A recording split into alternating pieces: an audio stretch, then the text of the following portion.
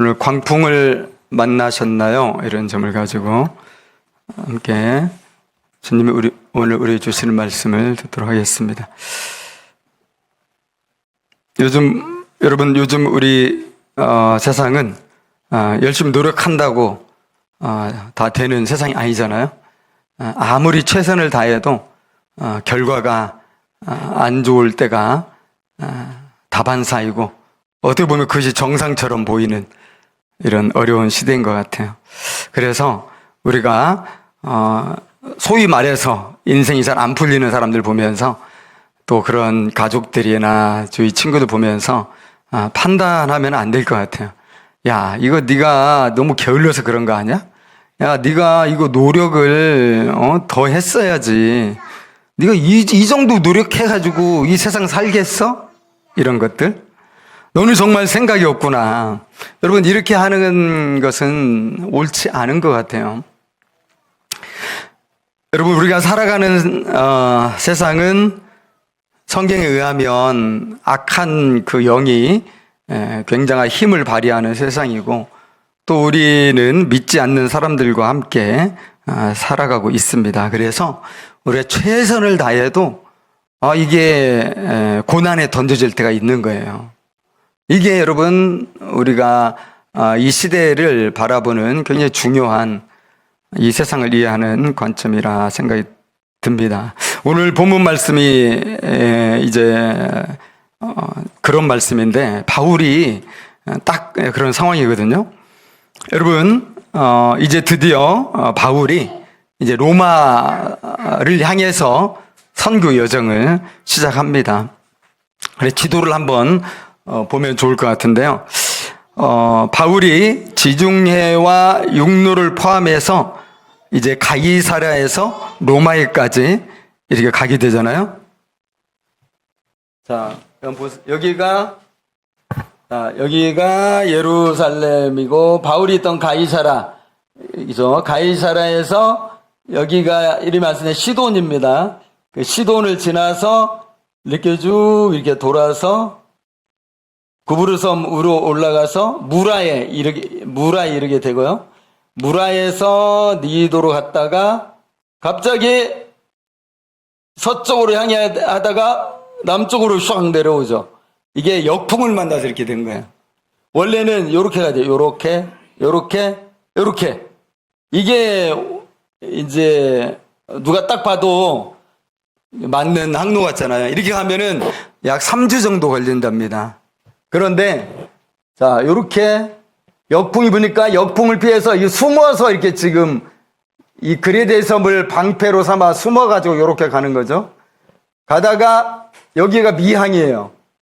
그리고 베닉스는 여기죠. 바울은 미항에서 겨울을 나자 여기까지 와보니까 너무 심각하잖아요. 역풍이 불어가지고. 그래서 겨울을 나야 된다. 그러니까 사람들이 아니 베닉스 멀지 않은데 여긴 너무 불편하니까 베닉스 가서 겨울을 나자. 그래서 갔는데 가다가 가우다 섬 지나면서 여기서 유라굴로 광풍을 만나기 시작해가지고 이렇게 가야 되는데 못 가고 계속 이렇게 헤매기 시작하는 거죠. 그래서 멜리데 섬 간신히 도착해서 수라구사 거쳐서 레기온 거쳐서 로마로 이렇게 가게 되는 거죠. 그래서 보통 3주 정도면 좋은 날씨면 아직은 겨울이 오기 전이었기 때문에 갈 수 있거든요. 근데 그 역경을 만나가지고 지체가 되면서 이제 그 일정이 지나가 버린 거예요. 가지고 이제 그 그리스에서 미항으로 이렇게 가게 되었는데 그렇게 하면서 얼마가 걸린지 아세요, 여러분? 3주면 갈 수 있는 거리가 6달이 걸렸어요. 6달이 걸렸어요. 이유는 유라굴로 광풍을 일단 만났고요. 이거 전혀 예상치 않았던 무서운 광풍 만났고, 두 번째로는 이제 그 멜리데 섬을 몰타섬이라고 하죠. 거기에서 겨울을 났어요. 3개월을. 그러다 보니까 전체적으로 일정이 원래 겨울 전에 딱 가는 거였는데 이렇게 됐습니다. 그래서 그들이 이제 아드라 무테노 배를 탔다고 합니다. 1절에 보니까 1, 2절에 그죠? 이 아드라 무테노 배는 작은 배입니다. 그래서 지중해 연안을 다니는 연락선 같은 이런 배죠. 근데 출발 그 첫날부터 되게 험난했습니다. 역경일 계속 그 역풍이 불어가지고 시돈을 거쳐서 5, 6절 무라야까지 이르게 되었는데, 이제 무라야항에서 알렉산드리아라는 큰 배를 갈아타게 되죠. 여러분, 알렉산드리아 배는 북아프리카인 이집트의 알렉산드리아에서 곡물을 싣고 출항한 곡물 수송선입니다. 그러니까 이집트에서 생산한 이 곡물들은 이제 로마에 갔다가 이제 그 수출을 하고 이제 무역을 하는, 그리고 이 배가 굉장히 큰 배입니다. 약 길이가 40m 정도나 되는, 지금으로 봐도 엄청나게 큰 배죠. 그리고 거기에는 곡물이 엄청 많이 실려 있는 거고 수백 명이 탈 수 있는 거대한 배입니다. 그런데 이 유라굴로 광풍이 얼마나 무서웠냐면 이 거대한 배조차도 맘대로 항해를 못했다는 겁니다. 그래서 광풍을 만나면서 갑자기 큰 위기를 맞게 됐죠. 여러분, 우리가 살다 보면 힘든 일을 만나고 고난에 부닥칠 때가 종종 있습니다. 많은 경우 뭐 자기의 잘못이다, 사람의 실수일 수도 있지만, 그거보다는 여러분, 세상 사람들과 함께 살아가기 때문에 우리가 그런 문제를 대부분 겪는 것입니다. 이 세상은 어떤 세상입니까? 이 세상은 이 자본주의 시스템과 이런 돈과 성공을 제일로 아는 이런 그 경제 구조, 사회 구조로 운영이 되고 있어요. 얼마나 불의합니까? 공평하지 않고 정의롭지 않죠. 가진 사람은 계속 더 많이 가질 수 있는 기회가 보장되는 사회고, 없는 사람은 계속 가난해질 수밖에 없는 부익부 빈익빈의 양극화 형상이 될 수밖에 없는 그런 사회 및 경제 이런 시스템이란 말이죠. 이런 세상에서 우리가 누구랑 살고 있냐면 믿는 사람들끼리 좋은 세상 사는 게 아니에요. 안 믿는 사람들과 우리가 늘 함께 지내고요. 여러분, 주변 생각해 보세요. 다 대부분 안 믿는 사람 아니에요? 한 8, 90%가? 그리고 이들이 대부분 나보다 힘이 센 사람들이에요. 나보다 부자, 나보다 높은 직급, 나보다 더 많이 배운 사람, 더 권력 있는 사람이에요. 근데 우리가 그 후에 살다 보니까 내가 원하지 않는 삶을 살 수밖에 없게 되는 거예요. 내가 바라지 않는 어떤 결정이 내려질 때 따를 수밖에 없는 거예요. 어쩔 수 없이 그렇게 되는 게 우리의 삶에 많고, 이것이 결국 우리의 삶에 많은 고난을 이야기하는 거예요. 자, 여러분, 4절에 보니까 잠시도 말씀드렸지만 아드라 무떼노 배에 탔을 때 역풍 때문에 고생했다 나오잖아요. 그런데 다른 배로 갈아탄 후에도 7절에서처럼 그런 역풍이 계속되는 거죠. 그래서 예상보다 많은 날들을 소요됐고 힘든 항해가 이어졌고요. 그러다가 결국 그레테 섬의 미항에 도착했는데, 그리고 어려운 상황 속에서 미항에 도착했을 때 바울이 한 가지 제안을 했죠.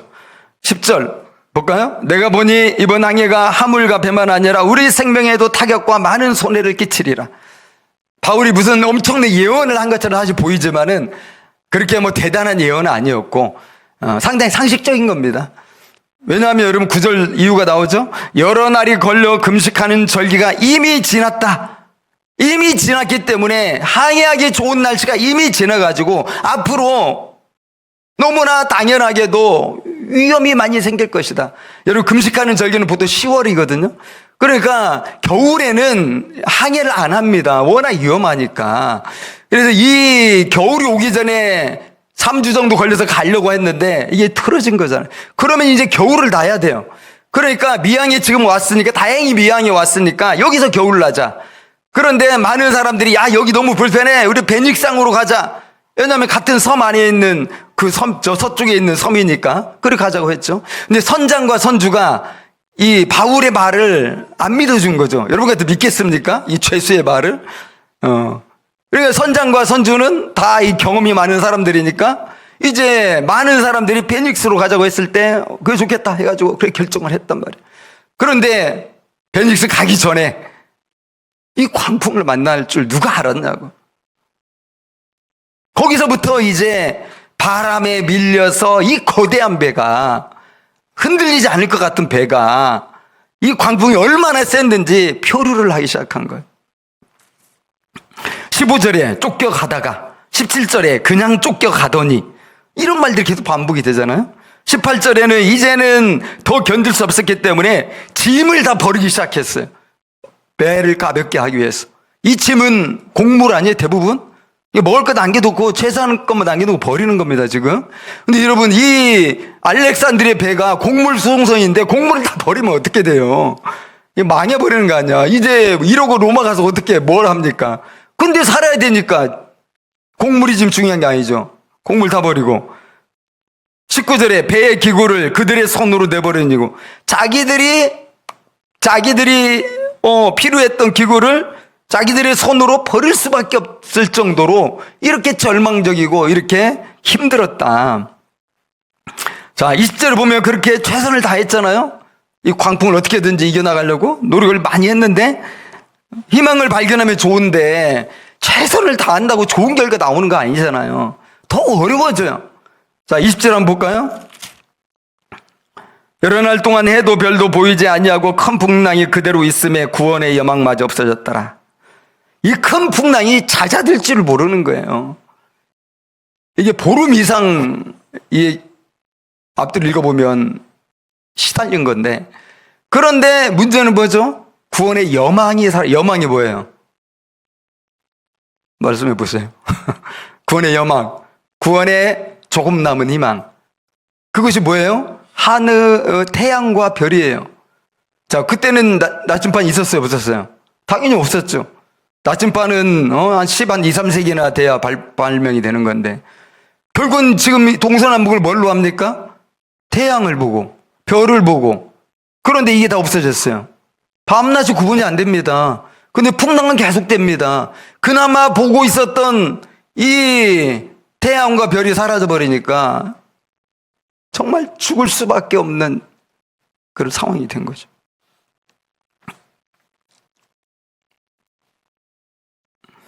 여러분, 우리가 따지고 보면요, 이 모든 일이 발생한 가장 큰 이유가 어디에 있어요? 미항을 떠나서 그래요. 바울의 말대로 그 미항에 그대로 머물러서 거기서 겨울을 났더라면 좀 불편했어도, 유라굴로 광풍을 왜 만납니까? 그러니까 유라굴로 광풍은 이게 바람 이름인데, 저 북쪽에서 불어오는 바람 이름인데, 북서풍인가? 하여튼 그런 바람 이름인데, 이걸 만나지 않아도 되는 거예요. 지금 겨울이 다가왔기 때문에 만난 거거든요. 그러니까 겪지 않아도 될 고난을 안 당해도 되는 시련인데, 이 괴로움인데 미항을 떠나가지고 이렇게 된 거죠.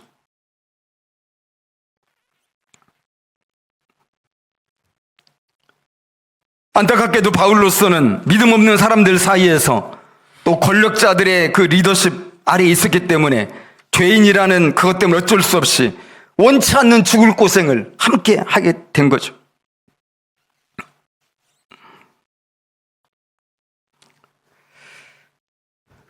그런데 여러분, 이것이 우리의 삶의 실제라는 겁니다. 우리 인생이 뜻대로 안 되잖아요. 여러분, IMF 어떻습니까? 그때 얼마나 많은 사람들이 극단적인 선택을 했나요? 직장을 잃었나요? 노숙자가 그때부터 엄청나게 불어나기 시작했죠. 코로나 팬데믹 때는 어떻습니까? 얼마나 많이 또 목숨을 잃었습니까? 우리는 일상도 다 잃어버리고 거의 2년, 3년을 마스크 쓰고 지금도 그 여파 가운데 우리가 있죠. 두려움 가운데 있죠. 좀만 불안하면 우리 다 마스크 쓰잖아요. 근데 내가 잘못해서 왔어요? 내가 잘못해서 그렇게 힘든 세월을 살았어요, 지난 날 동안? 내가 잘못한 거 없어요. 내가 실수한 것도 없어요.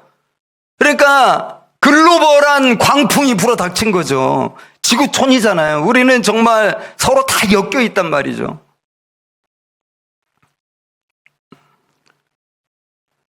내가 잘못해서 당하는 고난이 아닌데 우리는 그 광풍 속에서 하여튼 몸부림쳐서 살아내야 돼요. 이게 우리가 할 일입니다. 살아내야 돼서 우리 다 살았죠. 감사하게도 우리 옆 사람에게 너 살았구나.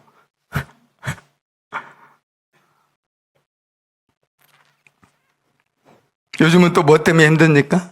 미국 트럼프발 관세 전쟁 속에서 지금 난리가 아니죠. 세계 경제가 휘청거립니다. 여러분, 미국이 기침한번 하면요, 온 나라가 다 감기 몸살 막 죽을 것 같은 시련을 겪는다. 이 강대국이 그래서 무서운 거예요. 경제 패권을 쥐고 있기 때문에. 우리나라 보면 너무 참 예전부터도 그랬지만 강대국들에게 늘 휘둘린다. 여러분, 사드 배치하면서 중국이 우리를 그때 얼마나 미워했어요. 그래가지고 관광객 완전 끊어버리고 한류 다 끊어버리고 힘들었죠.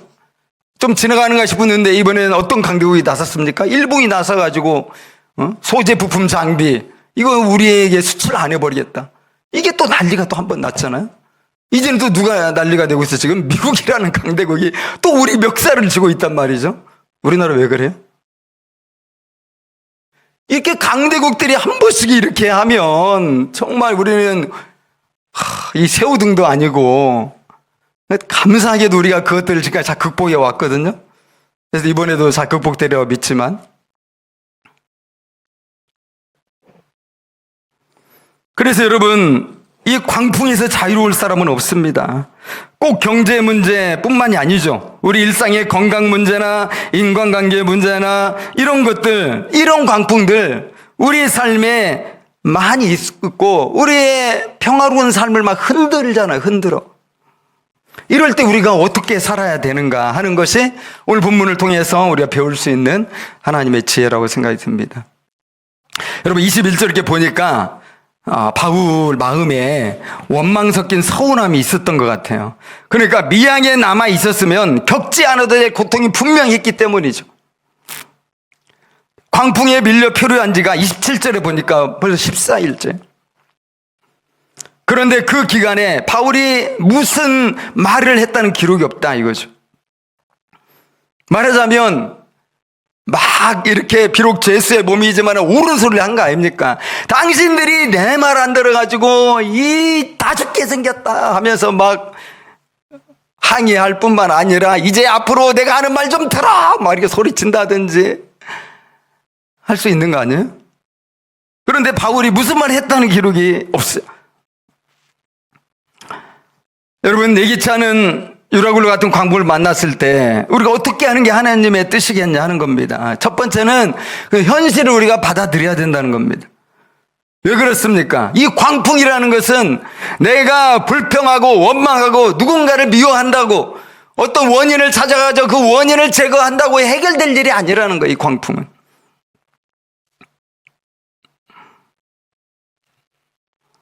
다른 뱃사람들과 함께 바울은 같이 막 짐을 버리고 또 막 배를 묶고 또 난간을 붙잡고 버티는 광풍 속에서 그렇게 살아남기 위해서 그런 수동적인 태도를 가졌다는 겁니다. 광풍과 싸우지 않았다는 거예요. 광풍아 물러가라 라든지 뭐 할 수 있으면 그런 것도 해야 되겠지만은, 여러분, 왜 우리가 수동적이어야 되냐면 광풍이니까 수동적이어야 되는 거예요. 우리 작은 파도나 작은 바람은 우리가 당연히 이기고 갈 수 있죠. 그러나 광풍 앞에서는 우리가 수동적이어야 된다. 사람의 힘으로는 이길 수 없기 때문이죠. 그럴 때는 광풍에 순응하는 것이 최선의 선택이 되는 것이고 최선을 다해서 살 길을 찾아야 되는 겁니다. 그런데 여러분, 그것이 무조건 살 수 있는 길이 아닌 것을 오늘 말씀이 보여주잖아요. 그렇게 모든 짐을 다 버리고 또 막 거룻배를 묶고 그렇게 난간을 붙잡고 모든 걸 다 해도 이제는 더 악화돼가지고 태양도 안 보이고 별도 안 보이고 죽을 것만 남았다. 그러니까 피한다고 다 사는 게 아니에요. 그래서 우리 두 번째로 해야 되는 게 있는데, 광풍을 온몸으로 맞대 최소화하면서 우리가 시간을 버는 거죠. 그러면서 반드시 해야 될 일이 뭡니까? 우리가 주님을 바라봐야 된다. 주님을 의지해야 된다. 간절히 주님을 찾아야 된다. 왜 그렇습니까? 우리가 살 길은 오직 주님께 있기 때문에 그래요. 다른 것에서 우리가 살 길을 찾으면 망하는 것입니다. 여러분, 바울이 뭘 했겠습니까? 그 풍랑이는 바다에서. 바울은 살아계신 하나님을 믿는 사람이죠. 바울은 우리가 잘 아는 대로 그의 서신서에서 늘 강조하듯이 기도하는 사람이에요. 염려하는 대신에 유동치는 배 위에서라도 틈을 만들어서 간절히 기도했을 것입니다. 미친 파도 속에서도 난간을 붙잡고 어떻게 보면 파도보다 더 큰 소리로 하나님 하나님 하고 부르짖었을 수도 있습니다. 여러분, 그렇게 기도하던 바울이 언제 주님의 음성을 들었습니까? 23절, 어젯밤이라고 그랬어요. 어젯밤에. 여러분, 바다가 가장 사나웠던 그 어젯밤에, 모두가 구원의 희망마저 잃어버리고 절망으로 울부짖던 그 밤에 바울은 기도한 것입니다. 그리고 하나님의 응답을 받았죠. 주님이 주신 첫 마디가 뭐였습니까? 바울아, 두려워하지 말라. 여러분, 예수님은 갈릴리 그 풍랑이는 바다 위에 제자들이 배 타고 가면서 죽을 것 같은 두려움에 빠져 있을 때 거기에 나타나셨죠. 예수님 뭐라고 하셨습니까? 저는 이 말 생각만 하면 항상 은혜가 되는데, 내니 두려워 말라. 사랑하는 여러분, 주님은 우리 눈에 안 보입니다. 그래도 주님은 항상 우리 곁에 계시는 줄 믿습니다. 내니 두려워 말라고 말씀하시는 주님이시죠. 바울이 정확하게 그런 말씀을 들은 거죠. 여러분, 풍랑 속에 있을 때 우리가 주님만을 바라봐야 되는 이유가 여기에 있어요. 주님으로부터 말씀을 들어야 우리가 살 수 있는 것입니다. 그냥 버티기만 하지 마세요. 버티는 게 중요한데 무릎 꿇고 주님께 간절히 부르짖는 이것이 없으면 결국은 구원의 여망마저 사라지는 거예요. 근데 여러분, 더 놀라운 건 그 장면이거든요. 하나님께서 바울만 안심시킨 게 아니라는 거예요.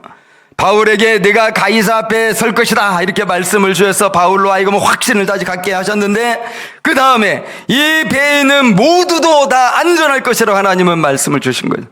이것이 뭐죠? 바울이 굉장한 깨달음을 얻은 거예요.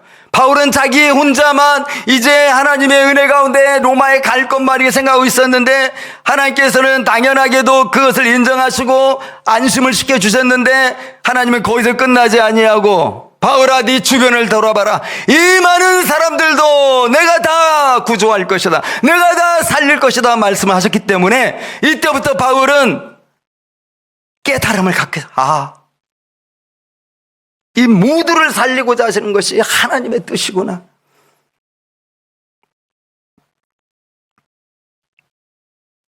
(300여) 명의 사람들입니다. 구원의 여망이 사라진 300여 명의 사람들에게, 여러분, 그때부터 바울이 희망의 메시지를 전하기 시작했죠.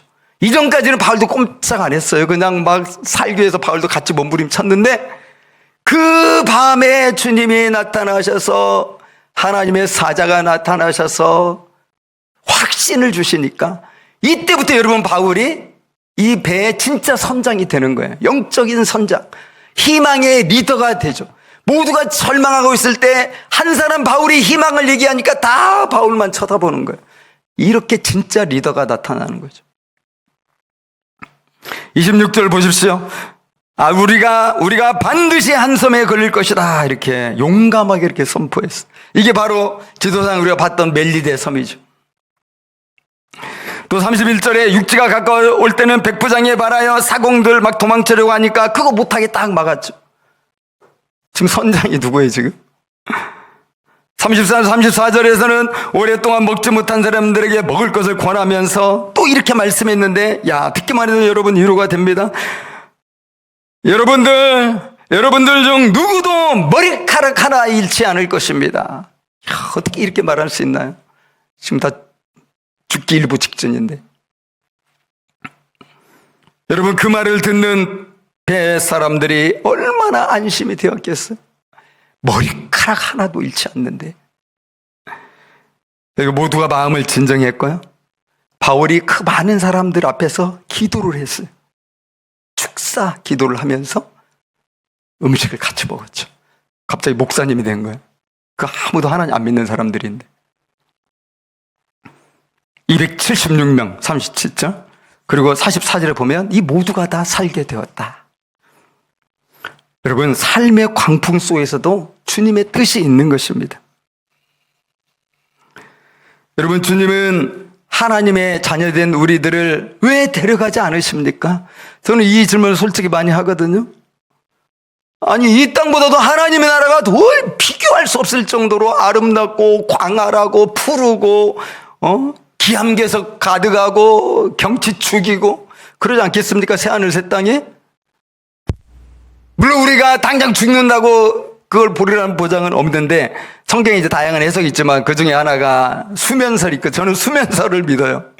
그래서 저는 죽으면 그냥 푹 자다가 여러분 주님이 재림하실 때 기지개 쫙 키면서 잘 잤다고 일어나서 이 부활의 이 영생의 부활로 일어나서 하나님의 새롭게 창조하신 새하늘과 새 땅 가운데서 하나님의 이 왕노릇하면서 살 수 있다면 얼마나 좋냐고요.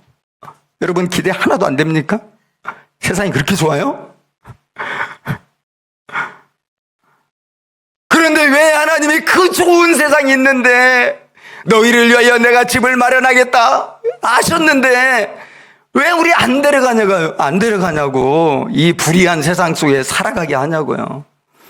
뜻이 있는 거죠. 하나님의 능력이 없어서가 아니라 하나님 날 덜 사랑해서가 아니라 하나님의 뜻이 있는 거죠. 늘 말씀드린 것처럼 이게 미션입니다. 구원받은 자의 미션.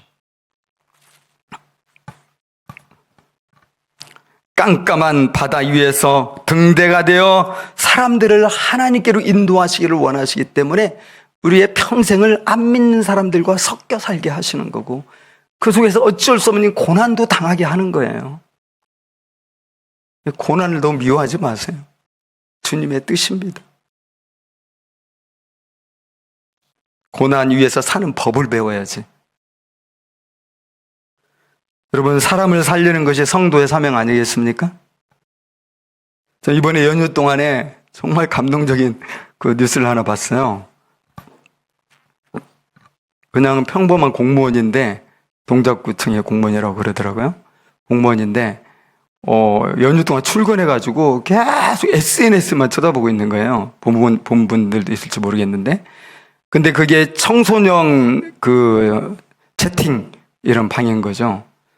그래서 어떤 이제 경험이 많은가 봐요. 그래서 위험 신호가 딱 이렇게 관측이 되잖아요. 그러면 경찰에게 신고하고 119에 신고해가지고 청소년들이 극단적인 선택하지 않도록. 그러면서 자기가 1인 시민단체 1인도 가능합니까? 관심이 가더라고요. 나도 1인 시민단체. 그래가지고 출근해가지고 해서 SNS만 쳐다봐. 저는 무슨 동영상 보고 있나? 그랬더니. 근데 여러분, 이번 추석 당일날에 11명을 살렸대요. 딱 문장이 이상하게 오면은 그걸 유심히 관찰하다가, 정말 위기순간이다. 딱 감이 오면 바로 경찰과 119 연락해가지고 출동하는 거죠. 11명 살렸대요. 기자가, 사실 이거 시민단체 그렇듯이 무슨 보수받고 하는 게 아니에요. 자기가 하는 거예요. 당신 이거 언제까지 할 겁니까? 그러니까 사람 살리는 일인데 계속 해야 되지 않을까요? 나이가 한 40대 후반? 신앙인지 아닌지는 모르겠어요. 여러분, 믿음으로 기도하던 바울을 통해서 죽을 수밖에 없었던 276명이 다 살게 되었고요. 구원 받았을까 안 받았을까, 예수 믿었을까 안 믿었을까 저는 잘 모르겠어요. 그렇지만 이 기적을 체험했는데 저는 다 믿었을 거라고 봅니다. 여러분, 이 놀라운 생명 살리는 일을 바울이 혼자 했다 생각하면 우리는 넘사벽이 되겠죠. 바울이나 되니까 하는 거예요. 잘 수가 있는데 그렇게 생각하면 잘못된 생각일 수 있겠다 생각이 같습니다. 여러분, 사실 생각해 보니까 이 배 위에는 지금 바울만 있는 게 아니에요. 믿음의 동역자들이 함께 있었다. 어디 나옵니까? 2절에 보면 우리가 탔다. 우리가 누구예요? 누가죠. 누가와 바울이 일단 있어요. 그 다음에 아리스다고가 배에 탔어요. 누가는 누군지 알죠? 사도행전에서이며 역사가이며 의사이며 누가는 항상 바울 곁에 있고요. 디모데후서 보면 마지막 죽기 직전까지도 누가는 함께 있어요. 지금 누가만 나와 함께 있느니라. 디모데야 얼른 오라. 아리스다고는 누굽니까? 우리가 에베소 부흥 때 봤지만은 바울 대신에 연극장에 붙잡혀 들어간 사람이 바로 아리스다고죠. 그리고 골로새서가 바울 그 옥중 서신이잖아요. 그 감옥 속에 있을 때 아리스다고도 같이 갇혀 있대요. 정말 끝까지 간 사람들이에요. 바울이 뭐 얻을 것이 있어서 그렇습니까? 바울이 뭐 부자입니까? 바울이 무슨 권력이 있습니까? 아무것도 없어요. 그냥 예수님 사랑하니까. 예수님 사랑해서 복음 전하는 이 삶이 너무 귀하니까. 바울이 잘 나갈 때나 바울이 누가 보더라도 망한 것 같을 때나 상관하지 않고 항상 그 곁에서 영원한 서포트. 그 배 위에서 이렇게 함께 있었던 거예요.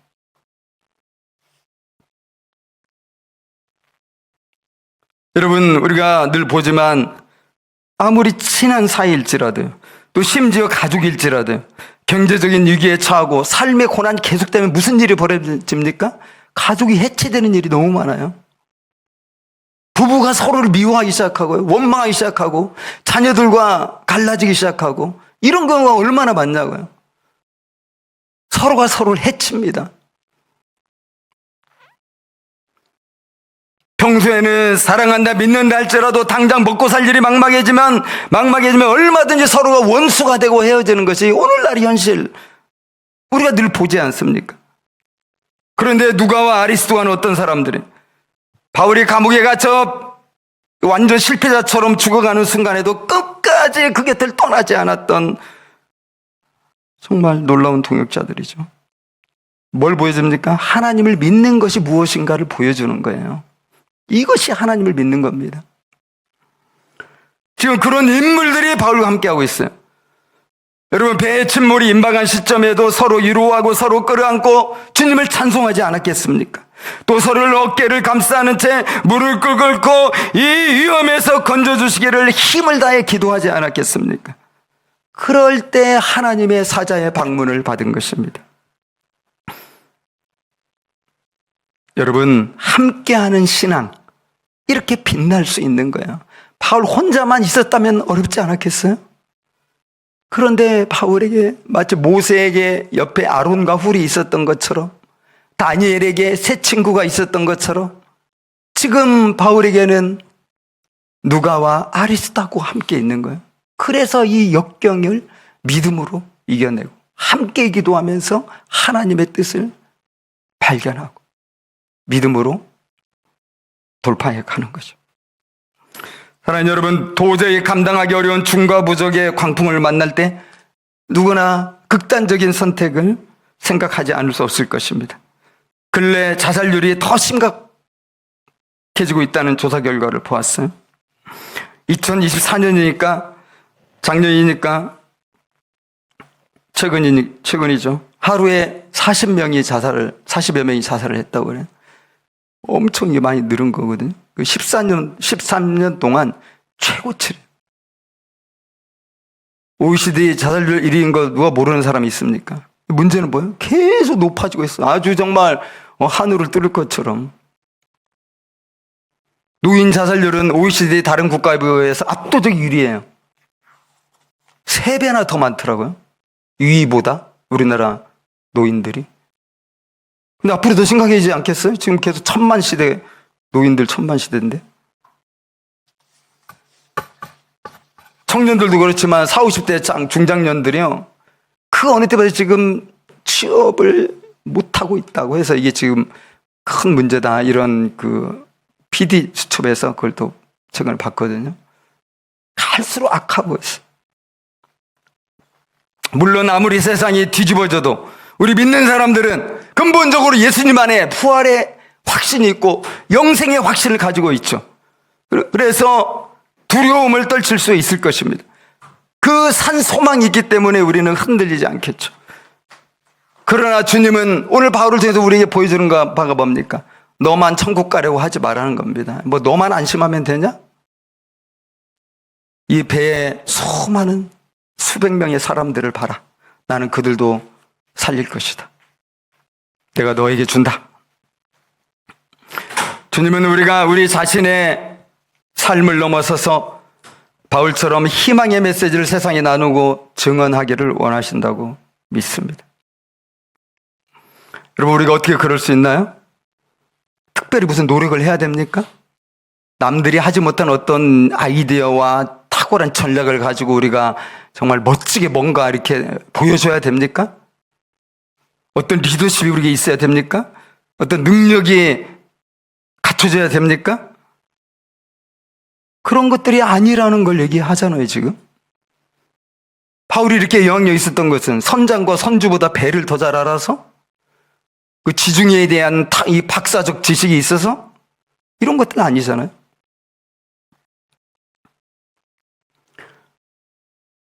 일반적인 비바람이나 바람이 불 때는요, 세상에 전문가들이 필요해요. 평상시의 삶에는. 그러나 광풍이 오면요, 그때는 믿음의 사람이 필요합니다. 그리스도인만이 희망의 메시지를 가지고 있는 거예요. 영생의 메시지를 가지고 있는 거예요. 그래서 우리가 믿음의 동역자들과 함께 하나님의 뜻을 깨우치고 같이 동행한다면 이러한 세상을 살리는 삶이 가능해지는 것입니다. 어떻게 우리가 희망의 메시지를 우리 가슴에 가질 수 있나요? 바로 두세 사람이 어떤 위기 앞에서도 말씀을 펼쳐놓고 간절히 기도하는 이런 실제적인 공동체를 이룰 때 가능해질 수 있다는 것입니다. 여러분, 비바람 몰아치는 그 알렉산드리아 그 배 위에 바울과 누가와 아리스다고가 함께 있었다는 거예요. 반우와 믿음 공동체죠. 그래서 누구도 머리카락 하나 잃지 않은 채로 구원받을 수가 있었습니다. 여러분, 우리 개개인의 광풍도 있고 가족들, 우리 교회, 나라가 직면하는 광풍도 있을 것입니다. 그럴 때마다 우리가 두세 사람씩 모여서 기도할 수 있다면 이 절망이 희망으로 바뀔 수 있지 않겠습니까? 여러분, 우리 목장 모임이 바울과 누가와 아리스다고처럼 그렇게 기도하는 믿음의 공동체가 되면 좋겠어요. 그래서 우리 목원들 사이에 개인적인 어려움이 있을 수 있잖아요. 뭐 진로 문제, 결혼 문제, 건강 문제, 또 자기 문제뿐만 아니라 가정의 문제, 뭐 가족 구원의 문제, 또 자기 직장에 속해 있으면서 당하는 많은 이런 어려움과 과제들,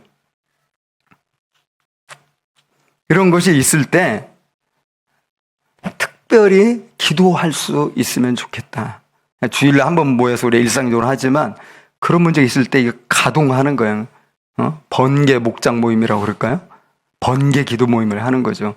오늘부터 일주일, 우리 목원 중에 한 분이 지금 회사에서 이런 굉장한 어려움을 겪고 있는데 우리 일주일 동안 하루에 30분 밤에 있는 곳에서 간절히 한번 기도하자. 일주일이 됐는데 문제가 해결이 안 돼서, 광풍이 안 가라앉아서, 야, 우리 일주일 더 하자. 그런 식으로 우리가 기도하면서 하나님의 인도를 사모한다면 우리도 바울과 누가와 아리스다고처럼 희망을 전하는 하나님의 사람들이 될 수 있을 것이고, 그러한 우리들을 통해서 또 이 세상에도 구원의 메시지를 전할 수 있지 않겠는가 생각입니다. 그럼 기도하겠습니다.